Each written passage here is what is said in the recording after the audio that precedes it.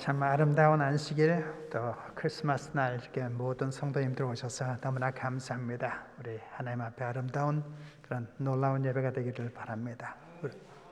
네.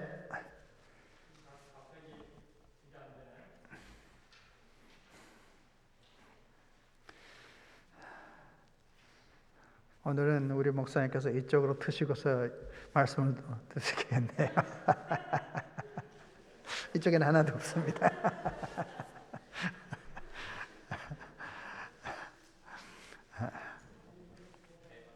네, 우리 시편 19편 14절 우리 다 같이 읽겠습니다.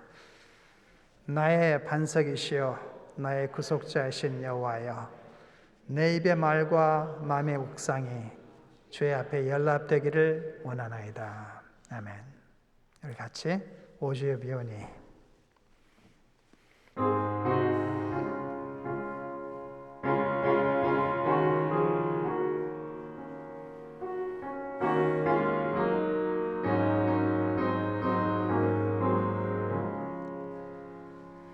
오 주여 비오니 우리의 마음과 생각을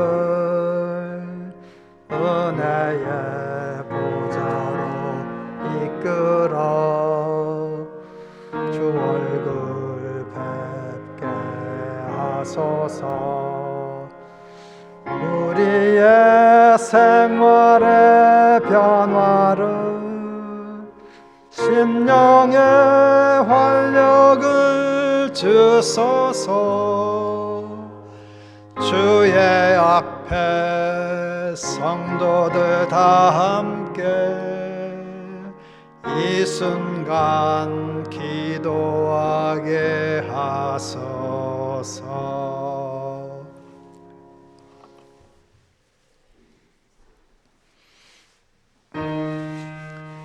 다 경배하라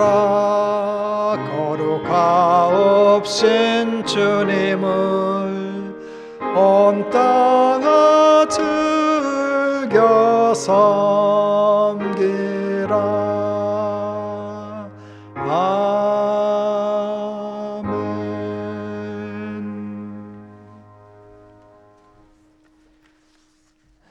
사랑과 은혜가 많으신 아버지 하나님께서 함께 하시고 도우셔서 오늘 성탄절 또 안식일 함께 맞이하여 주님 앞에 예배할 수 있도록 도우셔서 감사합니다.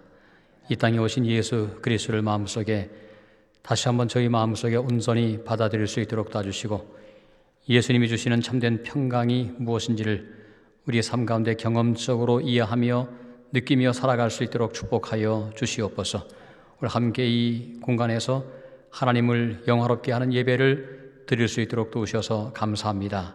우리의 기도를 받아주시며 우리의 찬양을 기쁘게 받아주시고 함께 나누는 말씀에 주님의 은총이 함께 하심으로 겸허하게 이 모든 말씀들을 또 마음속에 받아들여서 온전히 하나님께 영광 돌릴 수 있는 복된 예배가 될 수 있도록 축복하여 주시옵소서. 두세 사람이 함께 모인 곳에 나도 너희와 함께 하겠다는 약속의 말씀을 마음속에 기억할 수 있도록 도와주시며 오늘 하나님께 온전한 마음으로 진정한 마음으로 예배하는 참된 시간 될 수 있도록 축복하여 주시옵소서.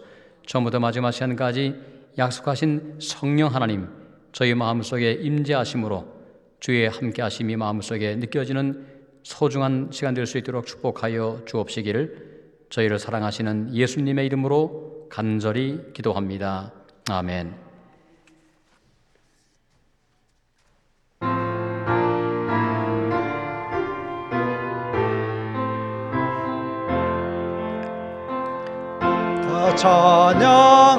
찬양하여라 전능왕 창조의 주께 내 호나 주 찬양 평강과 구원의 주님 성도들아 주 앞에 나와서 주 경배하라. 다 찬양하여라 놀라운 만유의 주께 포근한 날개로 늘 품어 주시는 주님 성도들아 하나님 허락하신 일용할 모든 것 보라 다 찬양하여라 우리를 창조한 주께 사랑과 은혜로 돌보아 주시는 주님 슬플 때에 위로해 주시느니 영원히 주 찬양하라.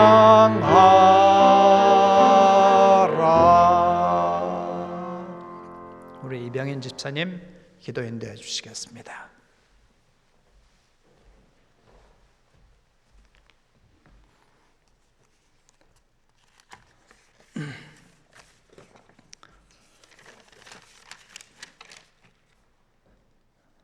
사랑과 은혜가 넘치는 하나님 아버지, 오늘도 죄 많은 저희를 불쌍히 여기시어 생명을 이어가게 하여 주시고 창조와 구속의 기념일인 이 좋은 안식일에 저희 발길을 하나님 전으로 이끌어 주심에 감사드립니다. 하나님의 사랑과 은혜가 촉촉한 결비로 내리는 오늘 하나님께 찬양과 예배를 드릴 수 있음에 이 또한 감사드립니다. 성부 하나님과 동등함을 취하지 않으시고 영원 전부터 성부 하나님과 함께 계셨던 성자 하나님의 말씀이 육신이 되시어 우리와 같은 인간의 모습으로 이 땅에 오셨습니다. 이는 이 세상 모든 사람에게 큰 축복이며 우리를 죄를 대신하여 죽으심은 이 세상 모든 사람들에게 최고의 은혜임을 깨닫게 해 주셔서 감사드립니다. 온 우주의 통치자요 만왕의 왕이신 예수님께서 우리 죄인을 위해 이 세상에 오셨고 보혈을 흘리셨습니다. 오늘도 그분을 묵상하며 측량할 수 있는 은혜와 경험합니다. 내가 죽고 주님이 사는 하루하루가 되도록 주님 은혜 베풀어 주시고 슬플 때나 기쁠 때나 건강할 때나 아플 때나 고난이 있을 때나 없을 때나 언제나 십자가의 예수님을 바라보며 주님의 품성을 닮아갈 수 있도록 저희의 삶을 인도해 주시옵소서. 하나님께 예배드리는 것도 하나님 은혜를 깨닫는 것도 예수님 품성대로 사는 것도 성령의 은혜 없이는 우리 힘으로는 할 수 없음을 우리는 압니다. 다시 오시겠다며 저희 곁을 떠나실 때 약속하신 성령을 풋부수처럼 저에게 내려주사 성령의 비에 흠뻑 젖어 사는 매일의 삶이 되도록 인도해 주시옵소서. 이번에 선출된 임원들에게 힘을 주셔서 주님을 섬기고 주님을 섬기는 사업에 기쁨으로 일할 수 있도록 그리하여 초대교회에서 일어났던 부흥이 저희 교회에서도 다시 일어날 수 있도록 간절히 기도드립니다. 매 순간 저희들에게 내려주시는 주님의 은혜와 사랑에 감사드리며 모든 것을 주관하시는 예수님 이름으로 기도드립니다. 아멘.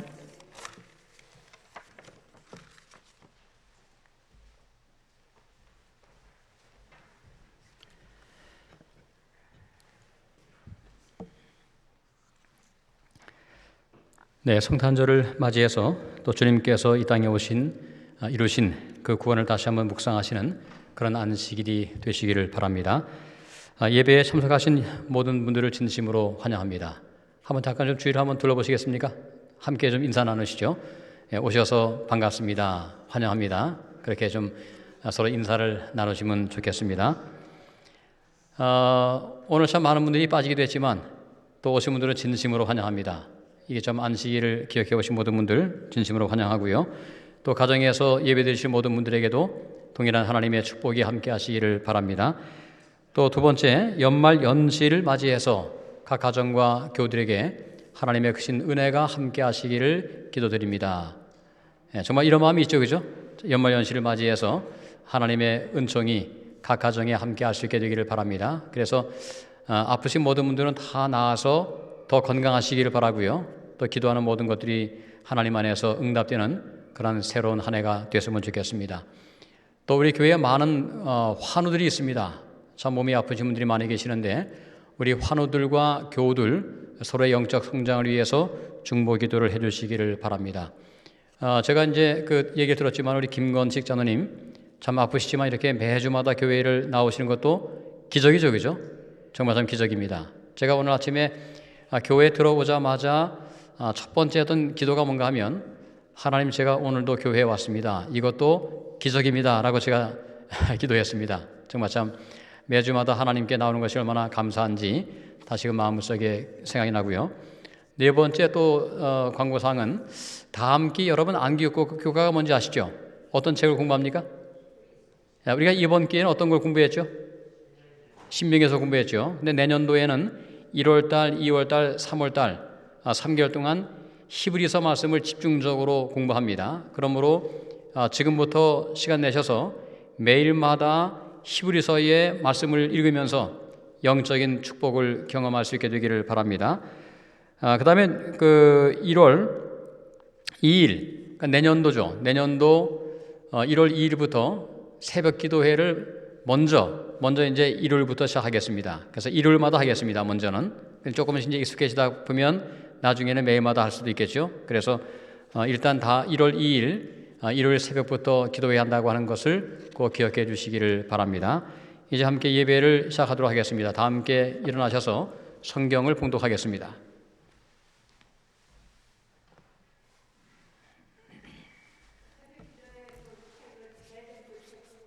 네, 새벽 기도회는 지난번에 우리 김 목사님께서 이끄시다가 중단하셨던 대쟁투 제16장부터 그렇게 하도록 하겠습니다. 성경 말씀 함께 같이 교독을 하도록 하겠습니다. 천천히 제가 먼저 읽겠죠, 그죠? 제가 먼저 읽고 그 다음에 여러분 읽어주십시오. 누가복음 2장 18절로 14절 말씀입니다. 그 지경에 목자들이 밖에서 밤에 자기 양떼를 지키더니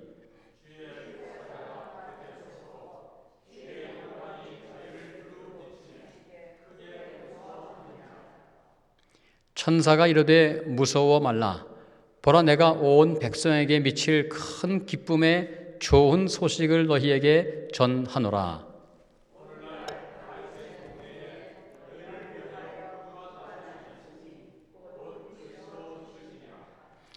너희가 가서 강보에 쌓여 구유에 누인 아기를 보리니 이것이 너희에게 표적이니라 하더니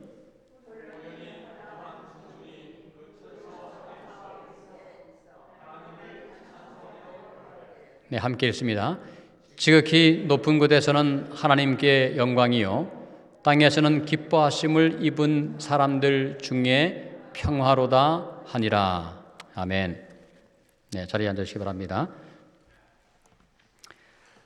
성도 여러분, 복된 안식일을 맞이했습니다. 오늘은 성탄절과 함께 맞이하는 안식일인데요. 참 이런 안식일은 드물죠, 그죠? 아마 상당히 오랜만에 온 안식일이라고 생각합니다. 오늘 본문의 말씀은 예수님이 탄생하신 베들레헴이란 어느 들판에서 있었던 일입니다. 이 목자들이 밤에 양떼를 지키는데 환한 빛과 함께 나타난 천사를 본 것입니다. 여러분, 그 당시에 목자는 사회에서 어떤 직분이었을까요?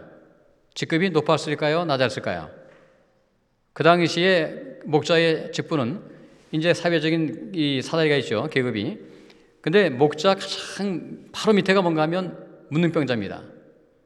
그럼 무슨 말씀인가 하면 목자는 그 당시에 사회적인 계급에서 가장 비천한, 문둥병자를 제외하고 가장 비천한 그러한 직분인 것을 보게 됩니다.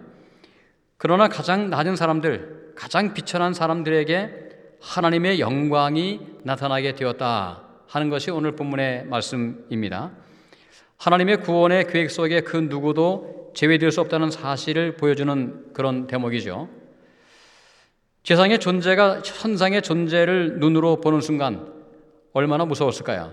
한번 상상해 보시기 바랍니다. 천사가 갑자기 여러분 앞에 나타났다. 그때 어떤 마음이 들까요? 처음에는 무서운 마음이 들겠죠.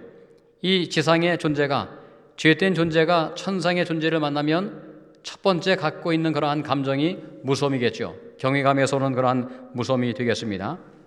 이때 천사가 말을 합니다. 무서워하지 말라고 말씀하고 있습니다. 무서워하지 말라. 자기를 보고 무서워하는 목자들에게 무서워하지 말라고 위로하고 있습니다. 참 천사가 마음이 따뜻하죠, 그죠? 이 어떤 다른 사람의 감정을 잘 배려할 수 있는 아마 그러한 모습을 지금 우리에게 보여주고 있습니다.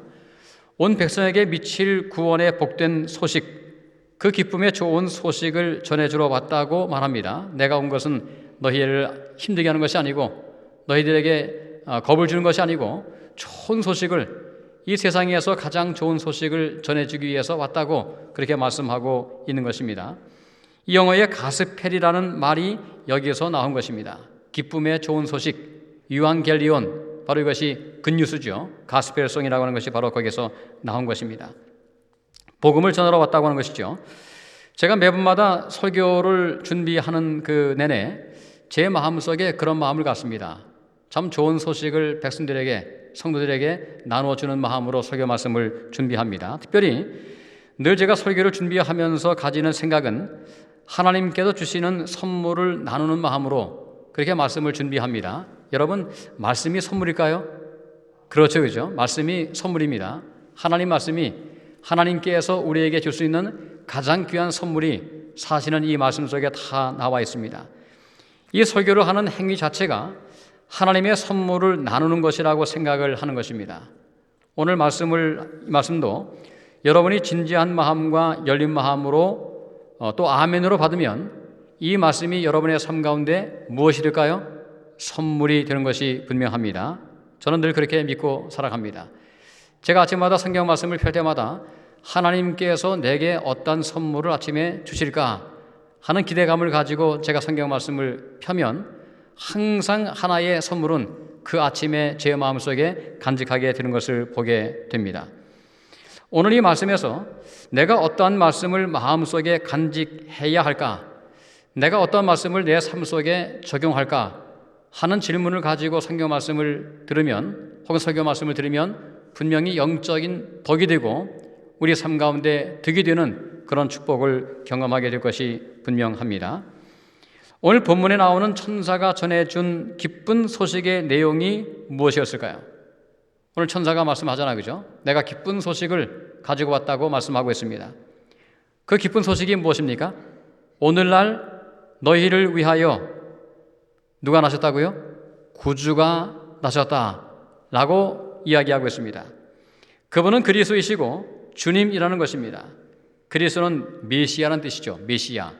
여러분, 메시아의 뜻이 뭐죠? 메시아. 메시아의 뜻이 무엇입니까? 기름 부음을 받은 자죠. 바로 그것을 메시아를 헬라어로 하면, 메시아가 히브리어라면 헬라어로 바꾼 것이 그것이 그리스도입니다. 그러므로 구약 시대에 말씀했던 그 메시아가 이 땅에 너희를 위해서 태어났다 하는 좋은 소식을 가지고 왔다고 하는 것입니다. 그냥 어느 날 갑자기 오신 것일까요? 예수님께서? 어떻습니까? 예수님이 갑자기 이 땅에 출임하셨습니까? 아니면 계획된 대로 오셨습니까? 예정된 시간에 오신 것이 분명합니다. 때가 찬 것입니다. 그래서 갈라디아 4장 4절에 이렇게 바울이 말씀했어요. 갈라디아 4장 4절에 이렇게 말씀했습니다. 때가 참에 하나님이 그 아들을 보내사, 다시 한번 보겠습니다. 때가 어떻게 됐다고요? 때가 참에 하나님이 그 아들을 보내사 여자에게서 나게 하시고 율법 아래 나게 하신 것은 그랬습니다. 영어로 보면 When the fullness of the time come, 그러니까 때가 지금 완전하게 차오른 것입니다. 때가 차서 예수님이 이 땅에 오셨다고 분명히 말씀하고 있는 것입니다. 여러분, 실제로 예수님께서 공적인 사역을 시작하시면서 첫 번째 하신 말씀이 무엇인지 아십니까? 마태복음과 마가복음, 누가복음, 요한복음이지요. 그런데 이 사복음서 가운데서 어떤 책이 가장 먼저 기록이 되었을까요? 혹시 아십니까? 마태복음, 마가복음, 누가복음, 요한복음 가운데서 가장 먼저 기록되어진 복음은 마가복음입니다. 근데 마가복음에서 예수님께서 첫 번째로 공생애를 시작하시면서 첫 번째 하신 말씀이 무엇인지 아시겠습니까? 어떤 말씀일까요? 이렇게 말씀했어요. 때가 찼다. 이것이 예수님의 첫 번째 말씀입니다. 가라사대 때가 찼고 하나님의 나라가 가까웠으니 회개하고 복음을 믿으라. 이것이 예수님의 첫 번째 설교였어요. 그러니까 예수님도 지금 무엇을 인식하고 있습니까? 때가 찬 것을, 내가 온 것은 그냥 온 것이 아니고 때가 예정되었던, 그 예정되었던 때가 찼으므로 내가 왔다고 지금 말씀하고 있는 것입니다. 그러므로 그분의 오심이 그냥 랜덤이 아니라고 하는 것입니다. 그냥 갑작스럽게 온 것이 아니라 예정된 시간 속에 예정된 땅에서 예정된 방법대로 예수님께서 이 땅에 오셨음을 분명히 말씀하고 있는 것입니다. 약속하신 때가 차서 오신 것입니다. 그러면 여러분, 이렇게 제가 질문을 드려보겠습니다. 예수님은 언제 오실까요? 언제 다시 오시겠습니까? 때가 참 오는 것입니다. 그죠? 그게 맞는 거예요. 그러니까 초림도 때가 참에 오신 것처럼 재림도 때가 참에 오는 것이 분명합니다. 여러분, 하나님께서 이미 이 땅에 오실 때를, 예수님이 오실 때를 정해놓으셨을까요? 아니면 우리의 형편을 보고 정하실까요? 사실은 저는 이렇게 믿습니다. 이미 아버지 하나님의 마음속에는 뭐가 있어요? 때가 있는 것입니다. 우리의 준비와 관계없이 사실 그분께서 오실 때는 이미 정해져 있는 것입니다. 종종 이런 설교를 듣기도 합니다. 열심히 복음을 전해서 예수님이 다시 오실 때를 앞당기자라고 말한 경우가 있어요. 사실 그 말에 그 취지는 제가 이해되지만 사실은 더 정확히 말하면 하나님께서는 이미 때가 정해진 것이 분명합니다. 왜냐하면 초림 때에도 때가 있었죠, 그죠? 다니엘서에 분명하게 나와 있습니까? 다니엘서 9장에 보면 예수님이 언제 오시고 언제 침례를 받으시고 언제 돌아가실 것인가가 정확하게 연대가 예언되어 있습니다. 그것처럼 예수님의 재림도 아마도 분명히 하나님의 마음속에는 이미 때가 있어요. 그 때가 차면 이 땅에 오는 것이 분명합니다. 그러므로 오늘 우리에게 주어진 시간은 언제일까요? 우리가 살아있는 시간이 바로 그것이 우리에게 주어진 시간입니다. 제가 늘 말씀드립니다. 우리에게 남아있는 시간이 얼마나 있는지를 생각해 보시라고 제가 말씀을 드리죠. 아까 우리 윤혜재 선생님께서 그런 말씀하셨어요. 30년을 말씀했습니다. 제가 종종 하는 이야기입니다. 저에게도 제가 생각해보면 저도 앞으로 30년이면 이 땅에서 거의 인생을 마감해야 할 그런 시점입니다. 그죠? 아직 젊은데 말이죠. 왜냐하면 제가 보니까 저희 어머니가 지금 이제 80대 중반이신데 70대하고 또 다르신 것 같아요. 이 80대가 되면서 몸이 급속하게 약해지는 모습을 제가 보면서 참 100세시더라고 하지만 사실은 100세가 되면 거의 상황 속에서 자기의 몸을 잘 관리하지 못할 상태가 되죠. 그러므로 지금 오늘 우리에게 주어진 이 시간 동안에 정말 하나님을 만날 그러한 준비를 잘 하는 것이 너무도 중요하구나 하는 사실을 마음속에 생각해 보게 되는 것입니다. 우리의 준비에 관계없이 때가 차면 예수님께서 이 땅에 다시 오게 되는 것입니다. 근데 목자들에게 찾아온 천사가 한 말이 무엇입니까? 구약에 예언되어진 그 그리스도가 이 땅에 오셨다고 하는 것이죠. 구주가 세상에 태어났다. 바로 그것이 천사가 이야기했던 가장 중요한 기별 가운데 한 가지였습니다. 여러분, 언제 가장 처음으로 메시아가 오실 것임을 성경이 말씀하고 있나요?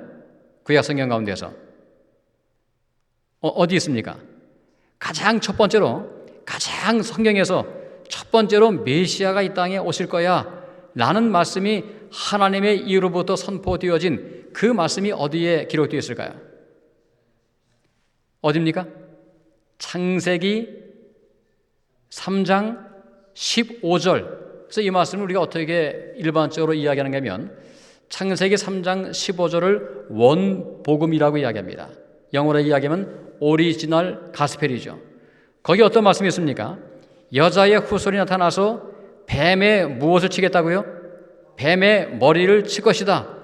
여기 나와 있는 여인의 후손, 이 여인의 후손이 바로 누군가 하면 메시아죠. 바로 예수님이십니다. 그 창세기 3장 15절에서 말씀했던 그 메시아가 드디어 이 땅에 온 것입니다. 예언된 시간에, 예언된 그 장소에, 예언된 그 방법대로 예수님이 이 땅에 태어나셨다. 바로 그것이 천사가 전해준 기쁜 소식 가운데 한 가지였습니다. 여러분은 성경을 왜 믿으십니까? 여러분은 하나님을 왜 믿으십니까? 제가 하나님을 믿고 제가 성경 말씀을 믿는 것은 그냥 무조건 믿는 것이 아닙니다. 여러분, 무조건 믿는 것을 무엇이라고 이야기하면 그것은 맹신이라고 이야기하죠. 그렇습니까? 오늘 우리가 믿는 것이 맹신입니까? 아닙니다. 그죠?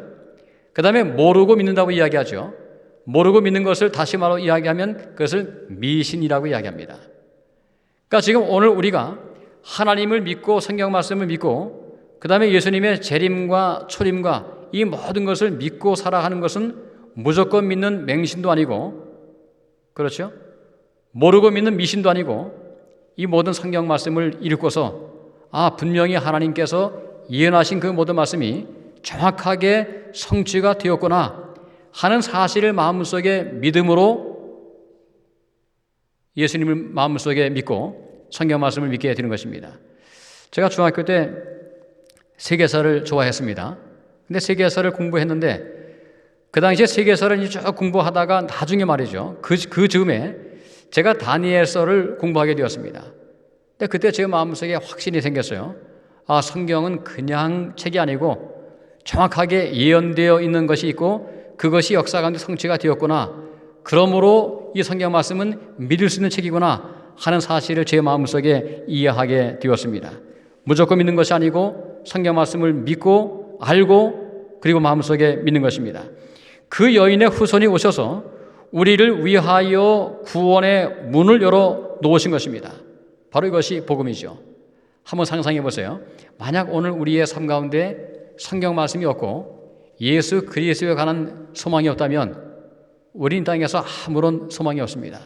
그냥 살다가 나이 들어서 병들고 죽고 정말 참 너무도 허무한 그런 인생이 되는 것이죠. 하지만 메시아가 오셔서 우리를 위하여 구원의 문을 열어 놓으신 것, 바로 이것을 마음속에 믿는 것이 이것이 성도의 삶입니다. 이것이 복음이죠. 예수님이 안 오셨으면 십자가에서 구원도 없고 용서도 없습니다. 그렇습니까? 예수님이 십자가에 안 들어가셨다면 어떻게 용서를 받습니까? 그러니까 오늘 예수님께서 이 땅에 오신 것은 너무도 엄청난 그런 복음 중에 복음인 것이 분명하죠.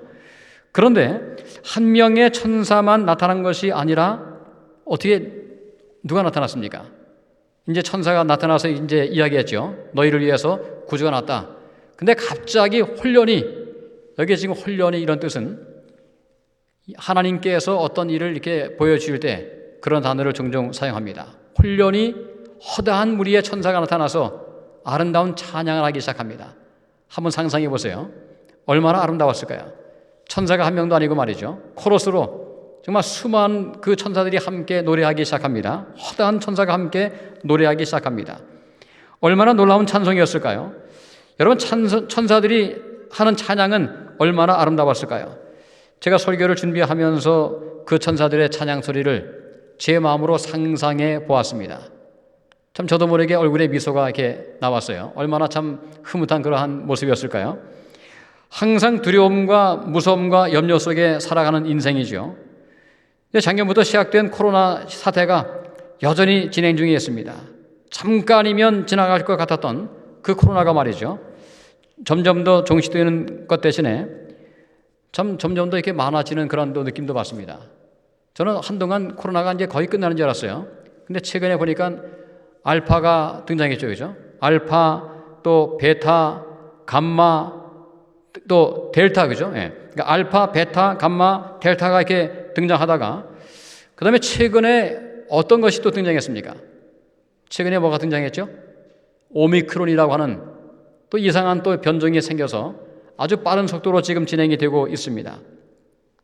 근데 그런 가운데서 여러분, 천사가 했던 노래가 어떤 건가 하면, 하늘에서는 무엇이라고요? 지극히 높은 곳에는 하나님께 영광이요, 땅에서는 기뻐하심을 입은 사람들 중에 평화라고 하는 그런 아름다운 찬양이 이제 울려나오기 시작합니다. 여러분, 땅에서 평화라고 이야기합니다. 근데 정말 이렇게 요즘같이 말이죠, 요즘 같은 이러한 시대에 오미크론이 등장해서 점점 더 우리 육체의 건강을 위협하는 이 시대에 여전히 우리는 평화를 마음속에 간직할 수 있을까요? 얼마 전에 MBC 뉴스에서 이런 말을 제가 들었습니다. Cancellation USA, 이런 말을 제가 들었어요. 무슨 말씀일까요? Cancellation, 취소하는 것입니다. 지금 미국에서 많은 것들이 연말연시를 맞이해서 취소하고 있다고 하는 것입니다. 뭐 때문에요? 오미크론 때문에 취소하고 있는 것입니다. 준비하고 있던 연말연시 행사를 전격적으로 캔슬하고 있다고 하면서 Cancellation USA라고 하는 그런 문장이 나오게 된 것입니다. 여러분, 이러한 상황에서 우리는 여전히 평화를 말할 수 있겠습니까? 오늘 본문에서 가장 중요한 단어 중에 한 가지는, 천사가 전해준 그 아름다운 찬양 가운데 한 가지는 평화라고 하는 단어가 있습니다. 이 땅에서 평화가 임한다고 말씀했어요. 바로 예수님이 오심으로 우리 가운데 평화가 임할 것이라고 분명히 말씀하고 있습니다. 그런데 온 땅에 평화가 임한 것은 아니죠. 단서가 붙어 있습니다. 뭐라고 나와 있는가 하면 14절에 보시면 땅에서는 기뻐하심을 입은 사람들 중에 평화라고 말씀합니다. 여러분, 이 말씀 한번 잘 생각해 보세요. 지금 예수님이 오셔가지고 평화를 주시는데 온 세상의 사람들이 아니고 누구에게요? 여기 말씀하시기를 어떤 단서가 있습니까? 기뻐하심을 입은 사람들 중에 평화라고 말씀합니다. 그러니까 하나님이 기뻐하시는 사람들, 아니면 하나님을 기쁘시게 하는 사람들이란 뜻이죠. 바로 그런 사람들만이 뭐가 있어요?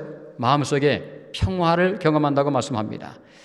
여러분, 하나님을 기쁘시게 하는 사람은 어떤 사람들이죠? 지금 여러분들 하나님을 기쁘시게 하고 있습니까? 아니면 하나님을 슬프시게 하고 있습니까? 하나님을 기쁘시게 하는 방법은 어렵지 않습니다. 뭐 하면 돼요? 하나님을 믿고 하나님께 감사하고 하나님을 따르고 하나님을 예배하면 하나님께서 기뻐하신다고 말씀합니다. 여러분, 자녀가 부모에게 주는 기쁨이 무엇이 있을까요? 참, 자녀가 순종하면 기쁘죠, 그죠? 바로 똑같습니다. 자녀가 아버지와 어머니를 신뢰해주면 그 신뢰에 반응해서 그 아이를 정말 더 좋은 쪽으로 이렇게 이끌어주고 싶은 그런 마음이 있는 것이 바로 동일한 마음이죠. 히브리서 11장에 분명히 말씀합니다. 믿음이 없이는, 뒤에 어떤 말씀이 있죠? 믿음이 없이는 하나님을 기쁘시게 하지 못한다고 분명히 말씀하고 있습니다. 그러므로 오늘 이 땅에서 진정한 평강을 얻을 사람들은 어떤 사람일까요? 하나님을 신뢰하는 사람들, 그죠? 하나님을 신뢰하는 사람들에게는 바로 참된 평강이 마음속에 온다고 그렇게 말씀하고 있는 것입니다. 예수님이 주시는 믿음의 평화의 선물을 믿음으로 받아들인 사람들입니다. 오늘 여러분 모두는 예수님이 주신 그 평화를 마음속에 받아들이시고 남은 생애를 살아갈 수 있게 되기를 간절히 바랍니다.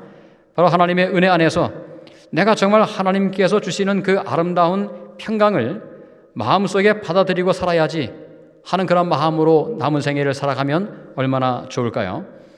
오늘 여러분은 예수님을 믿음으로 마음속에 받아들이셨습니까? 받아들이셨죠, 그죠? 그렇다면 평화가 마음속에 있어야 됩니다. 여전히 평화하지 못하고 늘 염려하고 두려워하는 것은 무엇일까요? 하나님을 전적으로 신뢰하지 못한다고 하는 그런 하나의 단적인 표현이라고 볼 수가 있습니다. 믿음도 은혜도 구원도 하나님의 선물인 것은 분명합니다. 근데 중요한 것은 뭔가 하면요, 그 선물을 받기 위해서 뭐를 내밀어야 돼요? 손은 내가 내밀어야 그 모든 축복을 받을 수 있는 것입니다. 그러니까 구원도 선물이고 믿음도 선물이라면 오늘 우리가 할 것은 뭐예요? 그냥 그것을 받기 위해서 손을 내미는 것입니다. 오늘 저는 이 본문의 말씀에서 최소한 세 가지를 생각해 보겠습니다. 오늘 본문에 나오는 눈에 띄는 단어 중에 한 가지가 평화인데요. 예수님이 오심으로 그분 안에서 평화를 누릴 수 있게 되었다는 것입니다. 어떻게 예수님은 우리에게 평화를 주실까요? 첫 번째 한번 따라해 보시겠습니다. 예수님은 한번 따라해 보세요. 예수님은 하나님과 우리 사이에 평화를 주십니다. 오늘 제가 파워포인트를 이제 준비했지만 지금 잘 안 나와서요. 제가 여러분에게 같이 이렇게 좀 가끔 같이 읽어보겠습니다. 이 천사가 말한 평화는 어떤 평화일까요? 무엇보다 중요한 것은 예수님을 통해서 우리에게 주실 평화의 가장 중요한 것은 하나님과의 평화입니다. 오늘 여러분들은 하나님과 평화하십니까? 이게 중요하죠, 그죠? 그러니까 예수님이 첫 번째 우리에게 줄 수 있는 평화는 하나님과 우리 사이에 평화를 주는 것입니다. 어떻게 예수님은 우리와 하나님 사이에 평화가 되셨을까요? 우리의 죄를 대신하여 죽임을 당하셨으므로 우리의 죄가 용서되어지는 그런 길을 예수님께서 열어 놓으신 것입니다. 예수님은 바로 십자가에서 죽임을 당하심으로 우리가 당할 모든 죄의 형벌을 대신 받았습니다. 이게 매우 중요한 복음 가운데 한 가지죠. 이렇게 이야기합니다. 십자가에서 쉽게 이제 이야기하면 괴자가 서로 이렇게 바뀐 것입니다. 괴자 이체가 일어났어요. 어떻게 일어났을까요? 십자가에서 그분의 의가 우리의 괴자로 들어왔어요. 그 다음에 우리에게 있는 죄의 괴자 있죠, 그죠? 그 모든 죄가 누구에게 넘어갔어요? 예수님의 괴자에 넘어갔습니다. 이게 십자가의 사건이죠. 그러므로 그분의 의가 우리의 의가 되었고 우리의 죄가 그분의 죄가 되었습니다. 그러므로 이제 우리의 모든 죄가 무엇된 거예요? 대신 예수님께서 갚아주심으로 더 이상 우리에게 올 그런 형벌이 사라지게 된 것입니다. 우리의 모든 죄가 그분께로 이체가 되어서 그분께서 주인이 되신 것입니다. 그러므로 로마서 8장 1절과 2절에 이렇게 말씀하고 있습니다. 한번 이 말씀 같이 한번 보겠습니다. 로마서 8장 1절 2절. 그러므로 이제 그리스도 예수 안에 있는 자에게는 결코 무슨 말씀이 있을까요? 정죄함이 없나니. 그러므로 이제 그리스도 예수 안에 있는 자에게는 결코 정죄함이 없나니 이는 그리스도 예수 안에 있는 생명의 성령의 법이 죄와 사망의 법에서 너를 해방시켰습니다. No more condemnation in Christ 이렇게 표현했어요. No more condemnation in Christ. 그리스도 안에 있는 자에게는 우리의 모든 죄가 다 용서되었고 그러므로 더 이상 우리를 정죄하지 않는다고 분명히 말씀하고 있는 것입니다. 바로 그런 사람들에게 하나님의 정죄하심이 없다고 말씀하고 있는 것입니다. 여러분 제가 한 말씀을 좀 읽어드리겠습니다. 엘렌 G 화이트 교회 증언의 말씀인데요. 이렇게 말씀합니다. 한번 잘 들어보세요. 하나님께 순종하고자 하는 마음이 있고 어떤 마음이 있다고요? 어떤 마음이요? 예, 하나님께 순종하고자 하는 마음이 있고 이런 목적을 위해서 노력할 때 예수님은 이런 의향과 노력을 사람의 최고의 봉사로 받으시고 당신 자신의 거룩한 공로로 그 결점을 채워주신다. 다시 한번 제가 좀 읽어보겠습니다. 오늘 여러분도 이런 마음이 있습니까? 하나님께 순종하려는 마음이 있습니까? 그런 마음이 있죠, 그죠? 그런 마음이 있습니다. 정말 자신의 시간을 최대한 활용해서 하나님께 영광이 되게 하려고 하는 그런 마음을 가지고 우리가 살아갑니다. 다시 한번 읽어보겠습니다. 하나님께 순종하고자 하는 마음이 있고 이런 목적을 위해 노력할 때 예수님은 이런 의향과 노력을 사람의 최고의 봉사로 받으시고 당신 자신의 거룩한 공로로 그 결점을 채워주신다. 저도 아침마다 제가 매일마다 노력합니다. 오늘 하루를 제가 살면서 하나님께 영광이 되고 하나님께 순종하는 삶을 살기로 결심하고 말이죠. 내 자신을 좀 더 개발시키기 위해서 제가 아침마다 시간을 들여서 시간을 갖습니다. 그 모든 이유가 무엇일까요? 바로 하나님께 영광을 돌리기 위함이죠. 그러니까 그런 의향이 있는 사람들에게 결점이 있을 수 있어요? 그 결점을 누가 채워주신다고요? 그 결점을 하나님께서 채워준다고 분명히 말씀합니다. 당신 자신의 거룩한 공로로 그 결점을 채워주신다. 오늘 결점이 우리 가운데 결점이 없는 분이 계신가요? 한번 좀 자신의 마음을 이렇게 한번 살펴보시기 바랍니다. 나는 하나님 앞에 결점이 없어 라고 말할 수 있는 사람이 있을까요? 아무도 없죠, 그죠? 지금 전부 다 그 말씀하니까 이렇게 눈을 이렇게 밑으로 이렇게 내신 것 같아요. 예? 저를 보고 있다가 말이죠. 아마 아무도 제가 이렇게 한번 상상해 봅니다. 제가 아침마다 여러분들을 환영합니다. 문 밖에서, 그죠? 근데 들어오실 때마다 제가 여러분의 눈을 딱 보면 여러분의 결점이 다 보입니다. 만약에 그런다면, 예? 그죠? 그런다면 어떻게 누가 교회 나오겠습니까, 그죠? 저는 결점을 볼 수도 없고 또 보지도 않습니다. 그러나 분명한 것은 뭔가 하면 저도 결점이 있고 우리 모두가 결점이 있어요. 근데 그 결점을 누가 채워준다고요? 우리가 정말 순종하려고 하는 그 마음의 본성이 있다면 하나님께서 그 모든 결점을 채워준다고 말씀합니다. 결국 그런 의미에서 우리가 받는 구원은 예수님의 십자가의 거룩한 공로로 그 결점을 채워주심으로 구원을 받는 것입니다. 여러분이 완전하게, 정말 완전하게 말이죠, 완전하게 변화가 될까요? 어떻게 생각하십니까?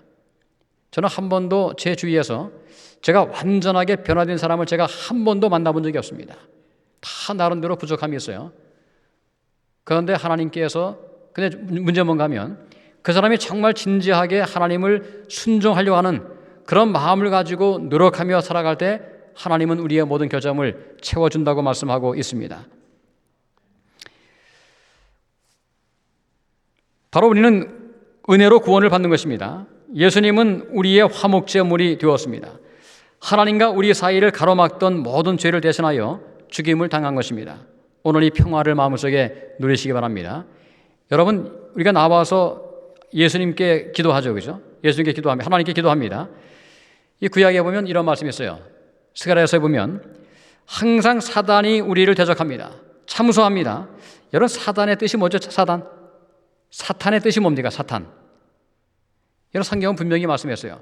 사단의 뜻이 뭔가 하면 참소하는 자라고 성경은 말씀합니다.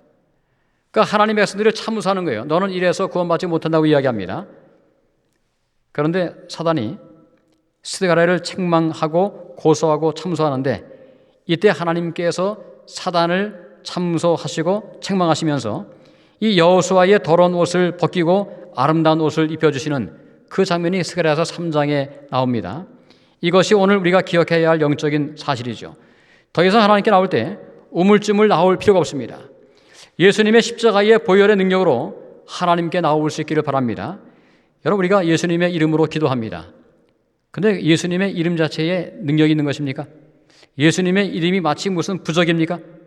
그렇지 않죠, 그죠? 우리가 예수님의 이름으로 기도합니다. 그것은 무슨 말인가 하면 내 공로가 아니고 내 힘이 아니고 내 크레딧이 아니고 나의 선한 행위 때문이 아니고 바로 예수님의 십자가의 공로로 그 공로를 의지하여 감히 하나님 앞에 나와서 제가 이러한 기도를 드립니다. 바로 그런 뜻이 있는 것이죠. 십자가의 은혜로 은혜의 보좌 앞에 담대하게 나아갈 수 있게 되었다는 것입니다. 이제는 하나님의 진노가 우리에게 없습니다. 정죄하심이 없다고 성경은 분명히 말씀하고 있습니다. 제가 여기 사실 이렇게 적어놨어요. 정죄가 없습니다. No more 무엇이라고요? No more condemnation in Christ. 그리스도 예수 안에 있는 자에는 결코 정죄하심이 없다고 성경은 분명히 말씀합니다. 제가 지난주에 어느 한 분과 함께 식사하면서 대화를 나누었습니다. 점심 이제 교회에서 먹으면서 함께 대화를 진지하게 나눴어요. 물론 우리 중에 한 분이시죠. 근데 그분의 얼굴과 말에서 진심이 느껴졌습니다. 이 대화 말미에 그런 말씀을 했습니다. 목사님, 저는 부족합니다. 제가 그럴 만한 자격이 없습니다라고 말씀했어요. 그러면서 눈물을 이렇게 흘렸습니다. 제가 그분의 손을 제가 잡고 말씀을 드렸어요. 저도 마찬가지입니다. 늘 저도 제 마음속에 I'm not qualified, I'm not deserve. 제가 항상 그런 마음을 가지고 살아갑니다. 그런데 중요한 것은 뭔가 하면 하나님의 은혜로 여전히 우리에게 주어진 그 모든 사역을 감당할 수 있게 되는 것입니다. 라고 말씀을 드렸어요. 여러분, 그것이 사실입니까? 여러분, 어떤 사람이 말이죠. 어떤 사람이 아무런 결점 없이 세상을 살아갈까요? 중요한 것은 뭔가 하면 정말 하나님 앞에 순종하고자 하는 마음으로 매일마다 노력할 때에 그 마음의 중심을 보시는 하나님께서 우리의 결점을 채워준다고 말씀하십니다. 그 사실을 마음속에 믿고 남은 생애를 살아갈 수 있게 되기를 바랍니다. 하나님과 우리 사이에 막힌 담이 헐어지게 된 것입니다. 마귀는 항상 말합니다. 하나님은 너를 사랑하지 않아 라고 말합니다. 넌 하나님의 사랑을 받을 만한 자격이 없다고 말합니다. 이것이 사단이 항상 하는 말이죠. 넌 자격이 없어. 하나님의 일을 말한 그릇이 못 돼. 그럴 때마다 우리는 예수님의 십자가를 바라봐야 됩니다. 그분의 십자가의 능력으로 다시금 우리는 용서받았어요. 그리고 하나님의 능력을 입어서 여전히 하나님의 사역을 감당할 수 있는 그런 사람으로 세상을 살아가는 것입니다. 하나님은 우리를 바라보실 때에 예수님의 십자가를 통해서 우리를 바라본다고 말씀합니다. 여러분, 이 말씀이 마음 가운데 참 얼마나 감사합니까? 그죠? 그러니까 예수님이 집사님을 이렇게 보는 것이 아니고 말이죠. 누굴 통해서 보신다고요? 예수님을 통해서 예수님의 공로를 비춰서 우리를 바라본다고 분명히 말씀하고 있습니다. 그러니 우리는 용서받은 의인으로 바라봐 주는 것입니다. 그러므로 첫 번째 요점은 무엇인가 하면 우리가 누릴 평화가 무엇입니까? 하나님과 우리 사이에 막힌 담이 헐렸다. 여러분, 하나님이 우리를 바라보실 때 그러므로 어떻게 바라보실까요? 어떤 모습으로 바라보시겠습니까? 사랑의 마음으로 우리를 바라보십니다. 우리가 넘어져도 다시 일어나겠지, 다시 손을 내밀어 주는 분이시죠. 저는 그런 분으로 하나님을 믿습니다. 우리가 넘어졌을 때 말이죠, 달려오셔가지고 너 그러니까 넌 자격이 없어라고 말씀하는 것이 아니고 어떤 분이세요? 오히려 손을 내밀고 일으켜 세워주시는 바로 그런 분임을 저는 마음속에 믿고 이제까지 살아왔습니다. 그 다음에 두 번째는 어떤 평화일까요? 한번 따라해 보시기 바랍니다. 두 번째는 예수님은 우리 마음에 평화를 주십니다. 이것이 두 번째 요지입니다. 이것이 예수님의 은혜 중에 하나죠. 선물입니다. 어떻게 예수님은 우리 마음의 평화를 주실까요? 기도하게 하심으로 평화를 주십니다. 여러분, 기도가 아무나 하는 것입니까? 아니죠, 그죠? 믿는 자에게만 주는 특권입니다. 제가 과거에 그런 경험이 있었어요. 첫째 아이가 이제 태어나기 위해서 한국의 유생병원에 이제 갔습니다. 저도 마음이 초조하죠. 근데 옆에 있는 한 남자분도 초조한 것 같습니다. 근데 이 사람은 담배를 피우고 있었어요. 근데 저는 그때 뭘 할까요? 하나님께 기도했습니다. 하나님, 아이를 순산할 수 있도록 도와주세요. 제가 그때 느꼈습니다. 기도는 아무나 하는 것이 아니구나. 하나님을 알고 하나님을 믿는 사람들이 할 수 있는 특권인 것을 마음속에 알게 되었습니다. 기도하게 하심으로 평화를 주십니다. 기도하면 평화가 찾아옵니까? 많은 경우에서 기도하면 평화가 찾아와요. 그죠? 평화 찾아옵니다. 참 기도가 주는 신비함이죠. 예수님이 이 땅에 오셔서 우리에게 보여주신 많은 모범 중에 한 가지는 기도하는 것이었습니다. 때로는 밤새 하나님께 아버지께 기도했습니다. 근데 전도회단에 그런 말씀이 있잖아요. 그죠? 하나님의 아들께서도 그렇게 기도했다면 하물며 우리는 더 얼마나 많이 기도해야 될 것인가 하는 그런 표현이 있습니다. 기도하면 마음의 근심이 사라지고 염려가 사라지고 새로운 평화가 우리 마음속에 경험되게 됩니다. 이런 찬양하시죠? 오늘 집을 나서기 전 기도했나요? 그죠? 오늘 받을 은총 위에 기도했나요? 마음에 분이 가득 찰 때 기도했나요? 나의 앞길 막는 친구 용서했나요? 여러분 마음속에 화가 막 날 때 있죠, 그죠? 살다 보면 그럴 때가 있습니까? 화가 날 때가 있어요. 근데 그럴 때 기도하시기 바랍니다. 하나님께 기도해야 돼요. 그러면 그 순간에 하나님께서 마음속에 평화의 마음을 줄 수 있습니다. 이런 찬양이 있어요. 어려운 시험 닥칠 때 기도했나요? 주가 함께 당하시면 능히 이기리. 나의 일생 다가도록 기도하리라. 주께 맡긴 나의 생애 영원하리라. 기도는 우리의 안식, 빛으로 인도하리. 앞이 캄캄할 때 기도 잊지 마세요. 예수님은 주기도문을 통해서 기도하는 방법도 알려주었습니다. 이 산상보훈을 통해서 기도의 중요성을 말씀했죠.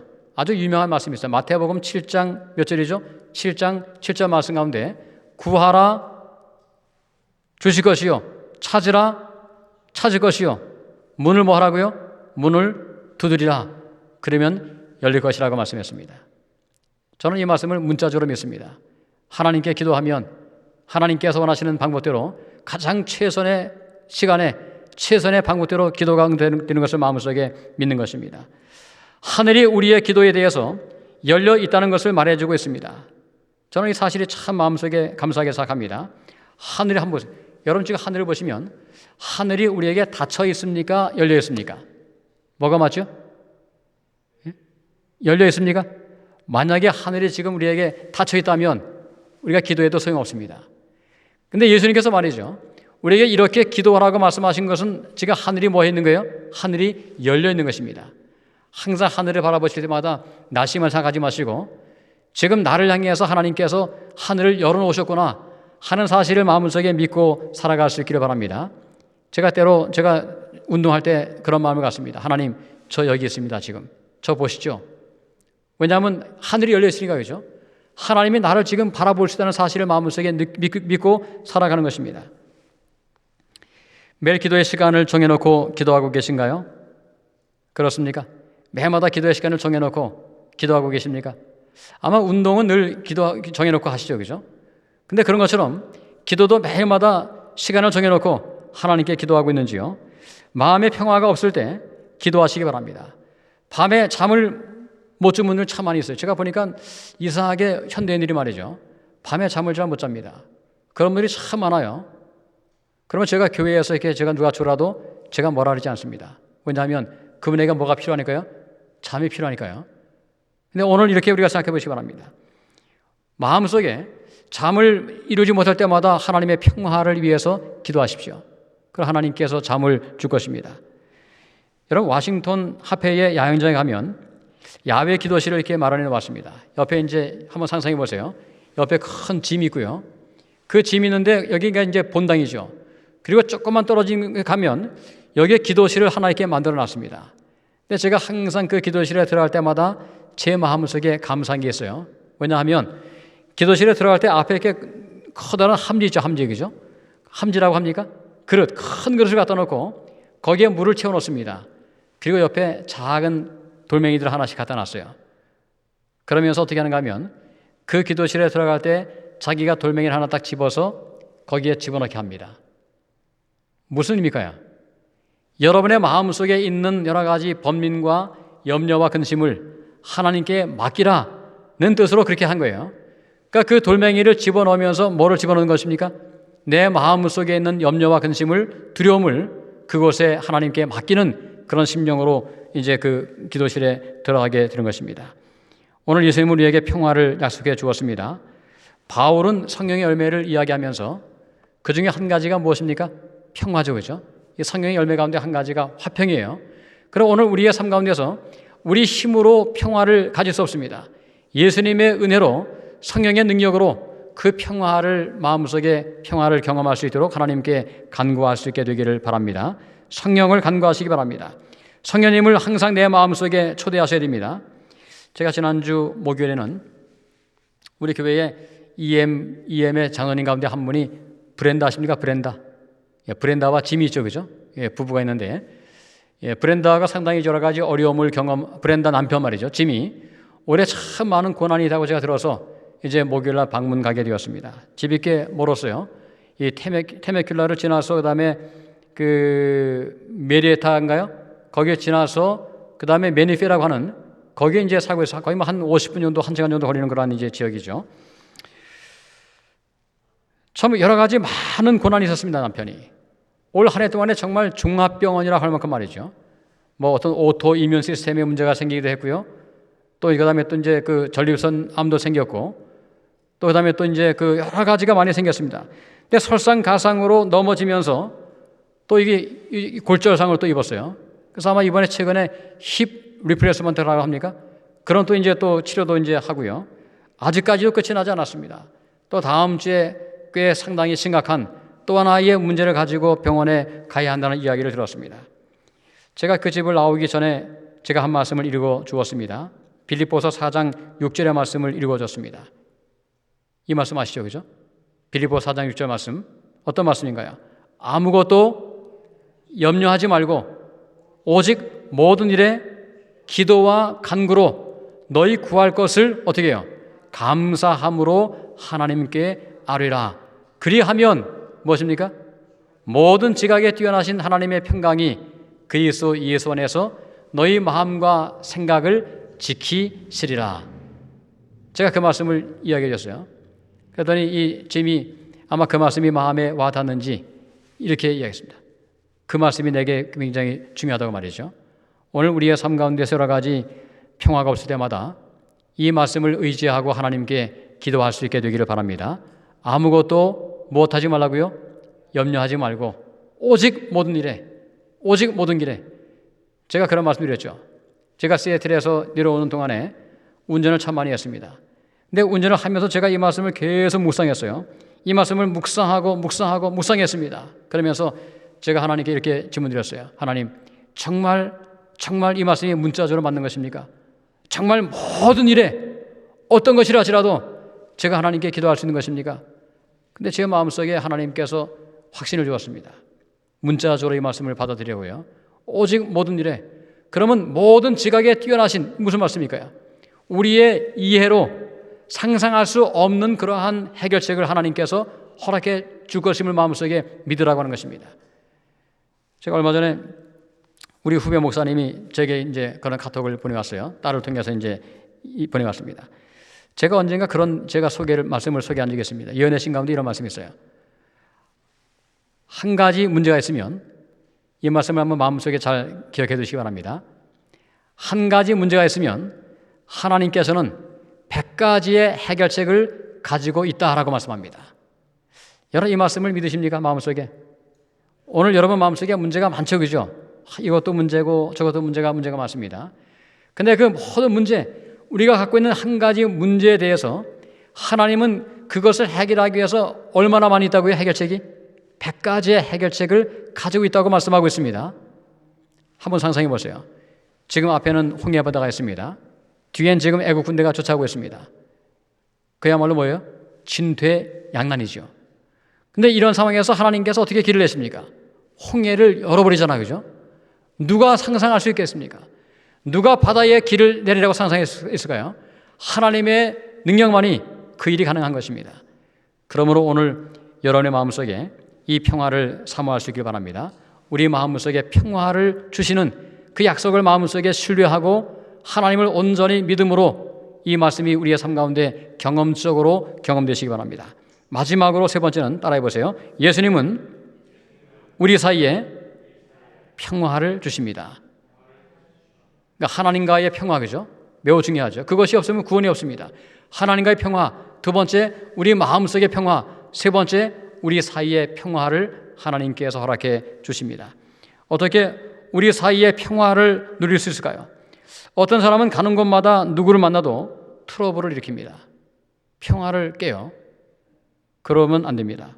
반면에 어떤 사람은 가는 곳마다 평화를 만들어내는 사람이 있습니다. 그럴 수 있을까요? 영어로 얘기하면 트러블 메이커가 될 수 있고 피스 메이커가 될 수 있습니다. 예수님은 어떤 사람이 복이 있다고 말씀했습니까? 팔복에서. 여러분 팔복 가운데 말이죠. 유일하게 이런 사람은 하나님의 아들이야 라고 말씀한 것이 있어요. 그게 뭡니까? 평화야. 화평케 하는 자는 복이 나니 저는 하나님의 아들이라 일컬음을 받을 것이며. 피스메이커라, 영어로는 피스메이커. 평화를 만드는 사람, 트러블이 아니고 말이죠. 집안에서나 혹은 교회에서나 혹은 사회에서 말이죠. 직장에서 항상 피스메이커, 그런 사람은 누구라고요? 하나님의 아들이고 딸이라고 분명히 말씀하고 있습니다. 유명한 기도를 기억하시죠. 오 주여 나를 평화의 무엇으로요? 평화의 도구로 써 주소서. 미움이 있는 곳에 사랑을, 상처가 있는 곳에 용서를, 분열이 있는 곳에 일치를, 유혹이 있는 곳에 믿음을 심게 하소서. 이런 평화의 도구가 되기 위해서 어떻게 하면 될까요? 아마 빌립보서에서 말씀했죠. 겸손과 온유죠. 또 마태복음에서 이야기했습니다. 나는 마음이 어떻게 해요? 나는 마음이 온유하고 겸손하니 내게 와서 배우라고 말씀합니다. 바로 예수님의 마음을 품지 않으면 이 땅에서 화평을 만들 수 없습니다. 온유하고 겸손한 마음이 있다면 다른 사람을 쉽게 정죄하지 않습니다. 비판하거나 판단하지 않습니다. 그럴 만한 시간이 없어요. 우리의 삶 가운데. 제가 제 인생을 봐도 제가 30년밖에 못 쓴다니까요. 근데 제가 어떻게 다른 사람에 관해서 제가 비판하고 판단할 만한 그런 시간이 있겠습니까? 지금 저 자신도 지금 돌보기 어려운데 말이죠. 이 많은 사람들이 예수님의 오심을 기념하는 성탄절의 평화를 생각해 봅니다. 그죠? 참 놀라운 선물이죠. 사실 어떤 사람이 평화를 경험할 수 있을까요? 시대의 소망이 이렇게 말씀했습니다. 이 말씀을 마음속에 기억하시고 집에 돌아가시기 바랍니다. 이렇게 말씀합니다. 시대의 소망 336쪽에 보시면 한번 잘 들어보세요. 우리의 평화를 파괴하는 것은 죄다라고 이야기했습니다. 무슨 말씀일까요? 그러니까 죄가 있으면 우리 마음속에 평화를 유지하기가 어렵습니다. 그렇죠? 그래서 우리가 그 죄를 뭐 해야 돼요? 자백하고 그 죄에서 돌이키지 아니하면 평화를 유지하기는 어렵습니다. 이렇게도 말씀했어요. 자아가 정복되지 않을 때 우리는 쉼을 얻을 수 없다. 여러분, 자아, 그죠? 이것이 항상 모든 것의 문제입니까? 내 생각, 그죠? 내 감정, 내 고집, 내 판단, 내 의견, 전부 다 이게 문제죠, 그죠? 이게 전부 문제예요. 자아가 문제입니다. 자아가 정복되지 않을 때 우리는 쉼을 얻을 수 없다. 인간의 힘으로는 마음을 지배하는 격정을 다스릴 수 없다. 그렇습니까? 오늘 여러분 마음속에 있는 격정을 어떻게 여러분이 제어합니까? 그죠? 스스로 할 수 없다는 얘기죠. 죄아들이 성난 폭풍을 잔잔하게 하는데 무력하였던 것처럼 우리도 이 점에서 무력하다. 우리 스스로 우리 마음의 그 자아를 정복할 수도 없고 말이죠. 격분을 가라앉히도 없고 이 사실을 마음속에 인정하고 그리스도께 온전히 나올 수 있길 바랍니다. 주님을 마음속에 온전히 영접하시고, 그러므로 우리 속에는 말이죠, 모든 죄가 하나님의 은혜로 그것이 사라지고 더 하나님께 가까이 나가고 싶은, 더 의롭게 살고 싶은 그런 마음의 열정을 가지고 살아갈 때 참된 평화를 우리 마음속에 경험하게 될 것입니다. 여러분, 예수님의 이름 가운데 한 가지가 있습니다. 그것이 뭔가 하면 평강의 뭡니까? 평강의 왕이시죠. 그러므로 이렇게 제가 결론을 내리겠습니다. 오늘 우리의 삶 가운데 가장 필요한 것은 평강입니다. 사실 평강하면 행복의 다른 말이 뭘까요? 행복의 다른 말. 행복의 다른 말은 평화입니다. 오늘 평화를 마음속에 경험하지 못하면 절대로 행복할 수 없습니다. 그런데 이 평화를 어떻게 경험할 수 있을까요? 평강의 왕이신 예수님이 우리 마음속에 들어오시면 그때 진정한 평화를 경험할 수 있게 됩니다. 오늘 제가 세 가지 말씀드려요. 첫 번째가 무엇이라고요? 어떤 평화라고요? 하나님과의 평화입니다. 그죠? 두 번째가 무엇입니까? 두 번째가 우리 마음속의 평화를 경험하는 것이고요. 그 다음에 세 번째는 우리 사이의 평화를 경험하는 것입니다. 이 세 가지 평화를 경험하시기 위해서 평강의 왕이신 예수님께 오늘도 평화를 간구하시기 바랍니다. 하나님, 제 마음속에 평화를 주시기 바랍니다. 모든 근심과 걱정이 벗어난 말이죠, 진정한 평강이 우리 마음속에 주어지면 남은 생애를 하나님 안에서 안정된 심령으로 넉넉한 승리의 생애를 살아갈 수 있게 될 것입니다. 오늘 이 성탄절 안식일을 맞이해서 여러분 모두에게 하늘이 주시는, 세상이 주는 평화 말고 말이죠, 하나님만이 줄 수 있는 그런 평화를 마음속에 선물로 받아들이시고 남은 생애를 하나님과 함께 더 믿음으로 살아가시는 복된 삶을 살아가시는 우리 모든 성도가 되기를 바라면서 말씀을 마치겠습니다. 함께 기도하겠습니다. 사랑의 아버지 하나님, 감사합니다. 오늘 성탄절 안식일을 맞이했습니다. 우리의 심령 속에 함께 하셔서 이 땅에 오신 예수 그리스도, 평강의 왕을 우리 마음속에 영접할 수 있도록 도우셔서 예수 그리스도의 은혜로 세상을 이길 수 있도록 도와주시고 참된 평강의 마음으로 주와 함께 동행할 수 있는 복된 삶이 될 수 있도록 인도하여 주시옵소서. 이제 우리의 작은 헌물을 주님 앞에 드리겠습니다. 우리의 생애를 온전히 하나님께 함께 드릴 수 있도록 축복하시고 하나님께서 원하시는 평화의 도구로 써 주시옵소서. 감사드리며 예수님의 이름으로 간절히 기도합니다. 아멘.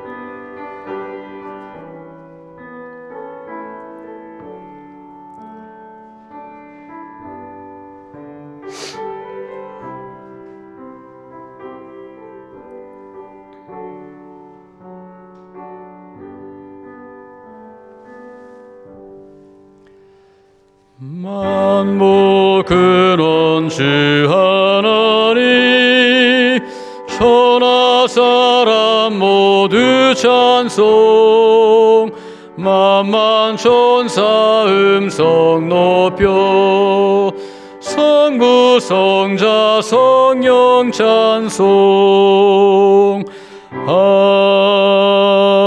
아멘.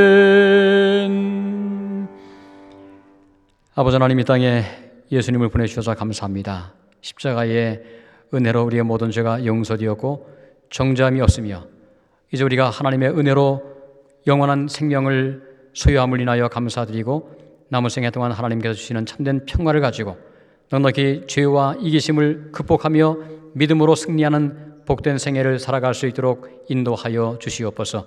이제는 주 예수 그리스도의 은혜와 아버지의 무궁하신 사랑과 성령의 감동 감화하심이 우리 모든 성도와 가정에 영원히 함께 하시기를 예수님의 이름으로 간절히 기도합니다. 아멘.